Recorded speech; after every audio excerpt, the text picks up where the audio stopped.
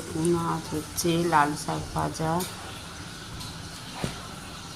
আজ হচ্ছে লাল শাক ভাজা করেছি, রুই মাছের কালিয়া করেছি। এখানে হচ্ছে ফুলকপি আলু সোয়াবিন দিয়ে তরকারি করেছি, একটা সবজি করেছি।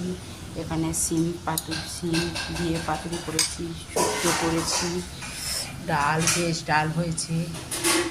এখানে এত কিছু রান্না হয়েছে। আর হচ্ছে দেখুন এখানে হচ্ছে ধোকা করছি। আছে রবিবার, যেহেতু হচ্ছে রবিবারে হচ্ছে সবার কিছু লোকের নিরামিষ যায়, এই জন্য এখানে ধোকা করছি। এখানে দেখুন মটন কষা করছি। এখানে হচ্ছে পমফ্রেট মাছ হবে, দুটো পমফ্রেট মাছ করছি। তার জন্য এখানে হচ্ছে চিকেন হচ্ছে, এই দেখুন চিকেন।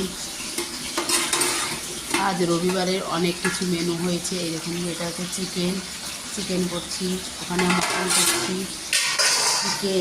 চিকেন মটন পমফ্রেট মাছ ধোকা, ওইদিকে হচ্ছে অতগুলো তরকারি করেছি। শুক্তো থেকে সব কিছু হয়েছে। রবিবারে অনেক রকমের আইটেম করতে হয়েছে।